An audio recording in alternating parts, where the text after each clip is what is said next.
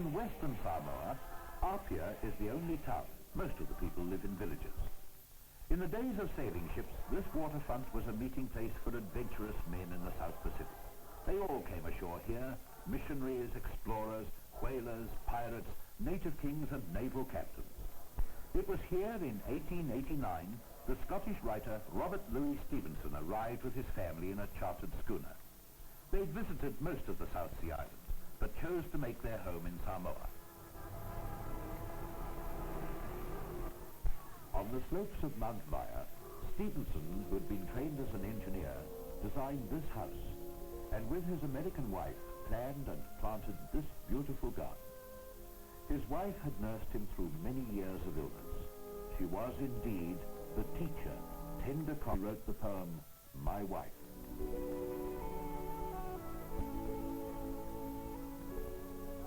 In this study worked the author of those two favorite children's adventure stories, Kidnapped and Treasure Island, which were written for his stepson. It was here he wrote his last and unfinished novel, Weir of Hermiston.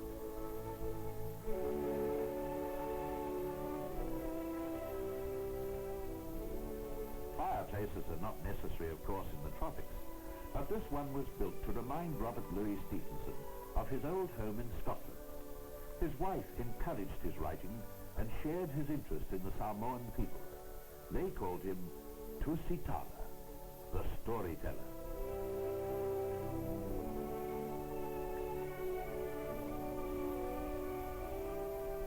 Stevenson was concerned about the future of these islands. He pleaded with Samoans to always occupy and use their land. He said, I love Samoa. I love the people. I have chosen them to be my people, to live and die with.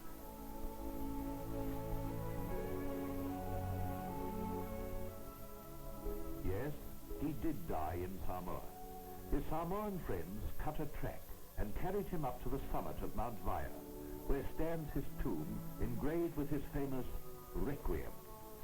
Under the wide and starry sky, dig the grave and let me lie. Glad did I live and gladly die, and I laid me down with a will.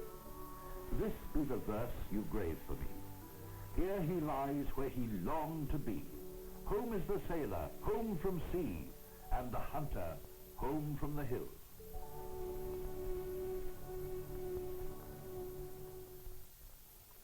Life today in a village in Samoa retains much that is traditional.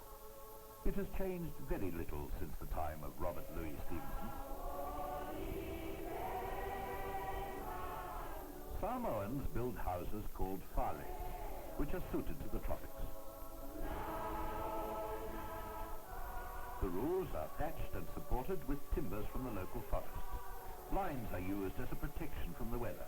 They're made from the leaves of coconut palms and raised in the early morning to allow fresh air to circulate. Noah sets out for school from his fale and meets his friend Uawani. Samoans like to sleep on mats on the floor as it's cooler. Girls don't have dolls. They play with the babies of the family. When the girls are not in school, they take charge of their baby brothers and sisters.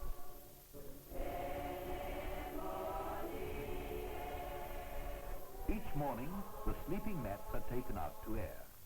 These mats are hand-woven by the women from pandanus leaves. Some mats are as fine as machine-made cloth and take many days to make. When given as presents, they're greatly valued. This is a fairly fine mat, made for the baby. Each village has to provide its own school buildings.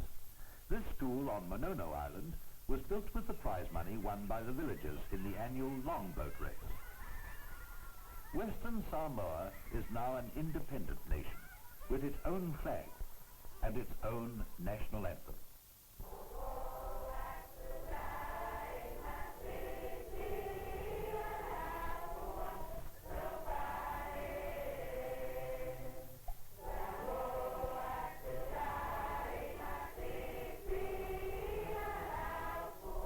These boys are bringing coconuts from the plantation.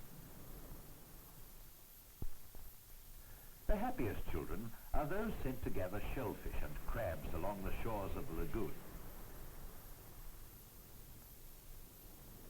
Samoa and Uoane are going fishing in their pau-pau, a small outrigger canoe. They'll stay inside the lagoon where it's safe.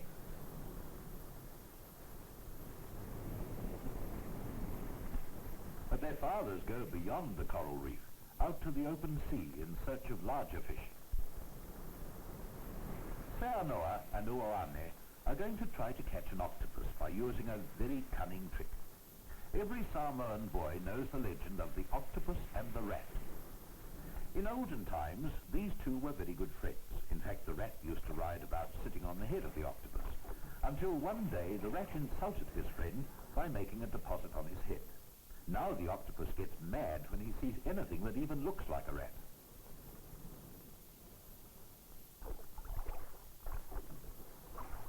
The octopus moves by jet propulsion.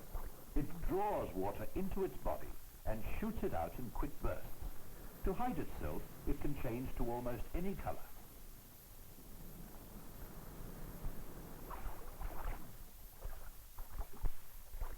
Samoans make a bait that looks like a rat.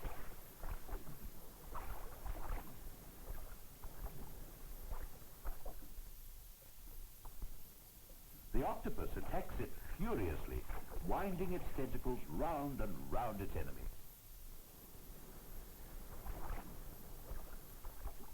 There's no good getting excited. Wait until the octopus gets a firm grip on the victim. Then you can haul him up.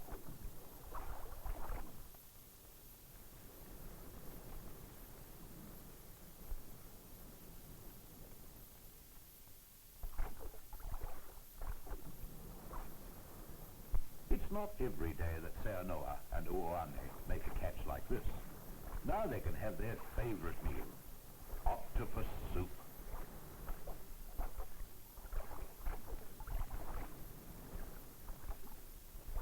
The High Chief Manono Island, a celebrated fisherman in his younger days, still likes to do a bit of fishing. Today he's sending his twin granddaughters, yes, they are girls, in search of sea slugs, while he casts a small circular net in shallow water.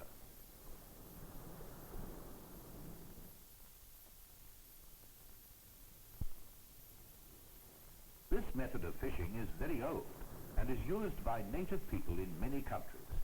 It's astonishing how this net catches a few fish in the most unlikely places.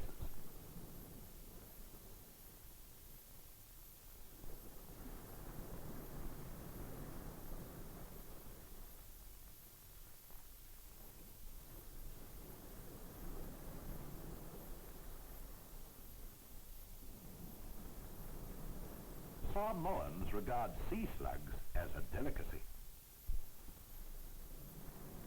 With so many mouths to feed, even a small catch of little fish is welcome, including the sea slugs.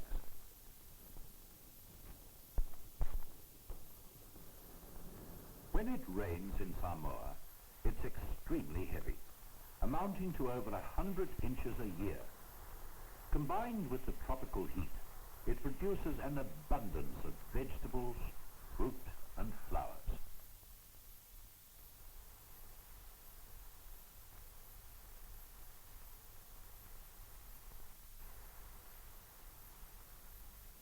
Among the flowers, you may find this honey-eating parrot, which uses its long tongue to get the nectar. Mere has tamed this one, and he allows her to carry him about.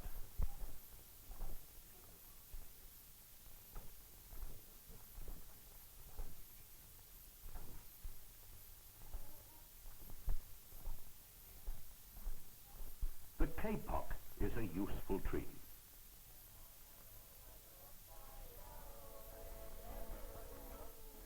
It has a seed pot containing fluffy filling used for stuffing pillows and mattresses.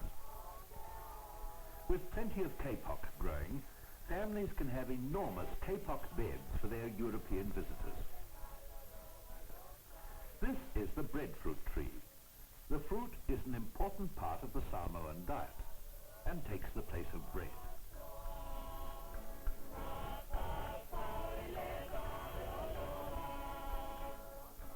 The banana is one of the chief exports of Samoa. Unlike most fruit trees, it fruits and flowers at the same time. Samoa is noted for the high grade of its cocoa beans. The bright yellow pods are filled with beans which are ground to make the best quality chocolate.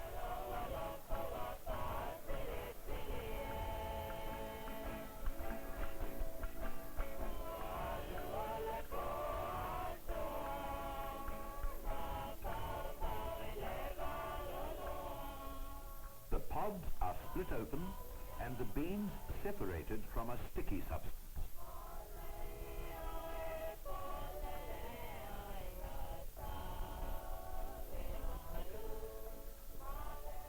This can only be removed by fermenting and washing.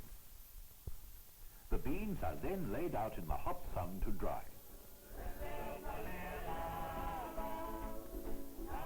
On the big plantations, men from the villages are employed to do the work. Sometimes Seanoa and Uoane help their older brothers to gather the coconuts. That is, when they're not catching an octopus. The Retzlaff plantation has donkeys to carry the baskets of coconuts back to the drying sheds.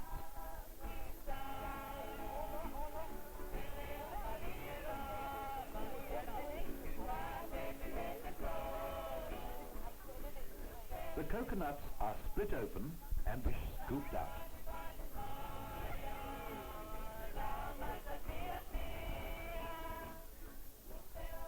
The kernels are spread out to dry and are then called Copra, a valuable export.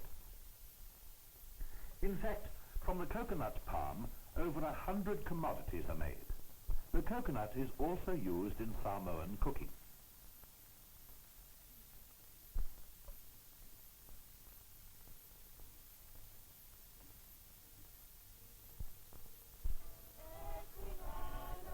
The young men of the family are doing the cooking here, and Taimua, the son of the High Chief Fuimauno, strips a coconut of its husk.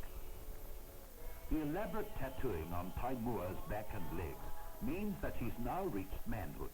Tattooing to this extent is a very painful operation. In the cookhouse, the oven has been made by heating stones over a wood fire and placing the food on the hot stones. More hot stones are put on top, then a final cover of green leaves.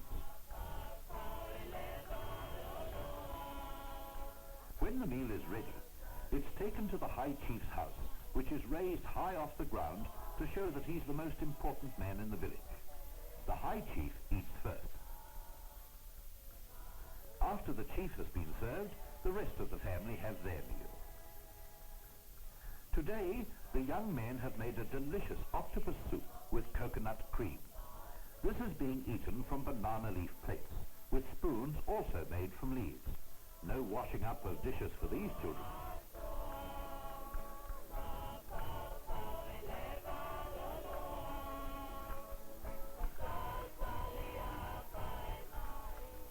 The main course in this meal is roasted crab.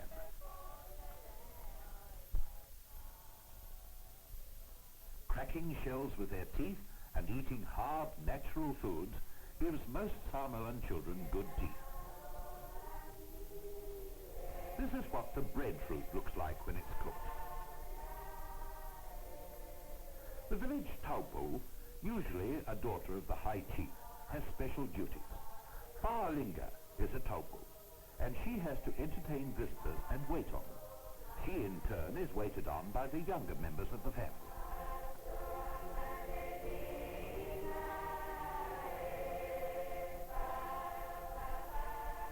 Seanoa and Uoane are almost the last to eat.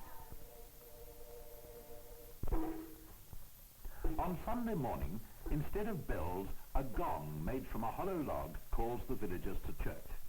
The Samoan people are very religious.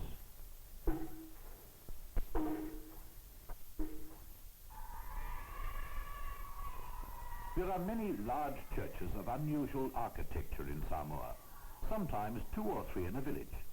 They are built by the village carpenters. Today is White Sunday, a children's day. In church, The children have been acting stories from the Bible. Now they're on their way to a children's party, where for this one day of the year they'll be waited on by the grown-ups.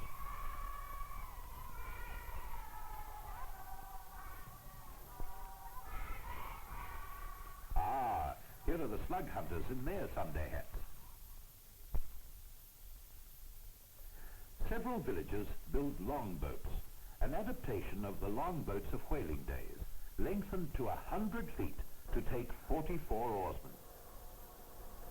Each year they compete in a tremendous race for these trophies and £500 in prizes.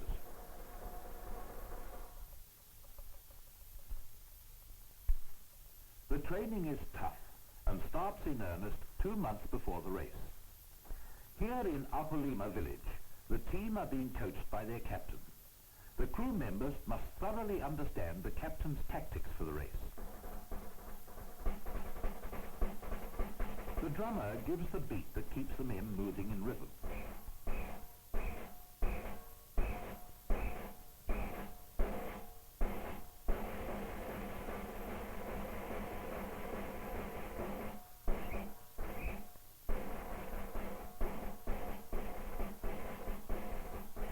White strips of towel around the heads of the crew stop the perspiration from running into their eyes.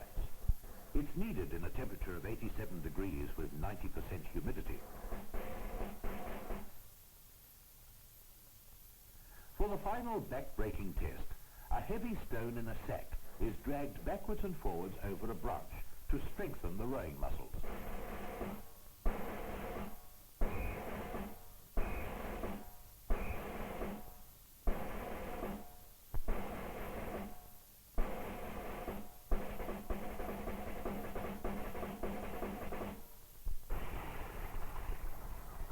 On the day of the race, the crowds gather early in the morning all along the waterfront.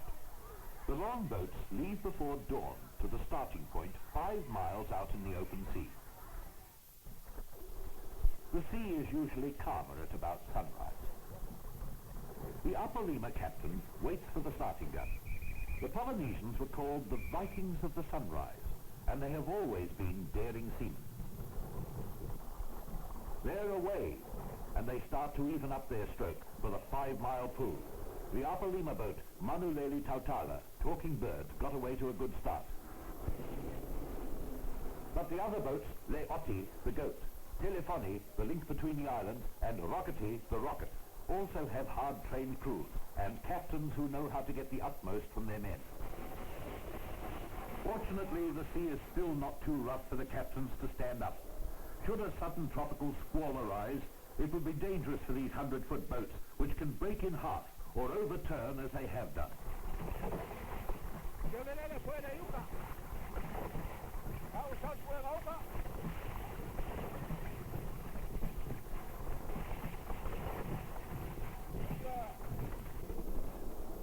With the race nearing Apia harbour, enthusiastic supporters come out in launches to cheer on their own village crews. The crew are keeping an eye on the boat behind, but in the lead by several lengths.